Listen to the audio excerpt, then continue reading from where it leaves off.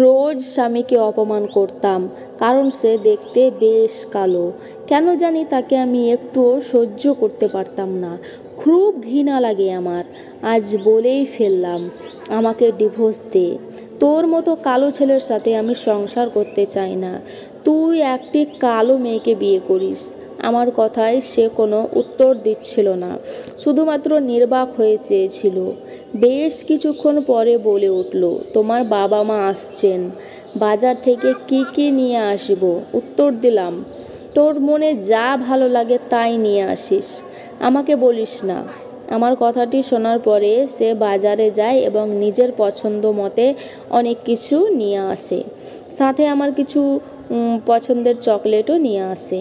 এরপরে আমি রান্না করতে শুরু করলাম। বাবা মা আসবে বলে কথা।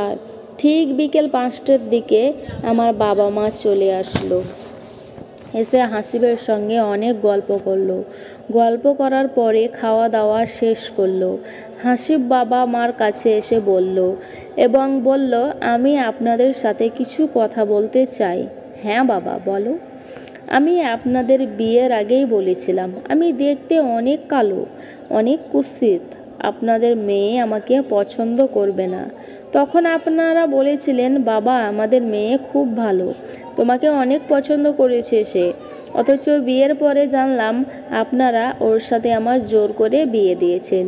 এছাড়া ওর অন্য একটা সম্পর্কও আছে।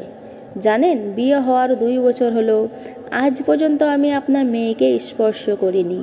এছাড়া আপনার মেয়ে নিজ থেকে ডিভোর্স চাচ্ছে, তাই আমি নিজ থেকে আপনার মেয়েকে ডিভোর্স দিলাম। এই যে ডিভোর্স পেপার আমি সাইন করে দিয়েছি, এখন আপনাদের মেয়ে সাইন করলেই হবে। হাসিবের মুখে এসব কথা শোনা মাত্রই মা আমাকে কষে একটি থাপ্পড় দিল এবং ওর কাছে ক্ষমা চেয়ে আমাকে বাড়িতে নিয়ে আসলো। তো বাড়িতে আসার পরে আমিও ডিভোর্স পেপারে সাইন করে দিলাম। সাইন করে দেওয়া মাত্রই বয়ফ্রেন্ডকে ফোন দিলাম। সে শোনা মাত্রই অনেক খুশি। যখন তাকে বিয়ের কথা বললাম তখন সে বলল, সরি, আমি তোমাকে বিয়ে করতে পারবো না। মুহূর্তে সব কিছু নিস্তব্ধ হলো। কি করব কিছু বুঝতে পারছি না। এরপরে দীর্ঘ 7 মাস পরে যখন নিজের ভুল বুঝতে পারলাম, তখন সেই ডিভোর্সি স্বামী হাসিবকে ফোন করে বললাম, হাসিব আমাকে ক্ষমা করে দাও, আমি আমার ভুল বুঝতে পেরেছি।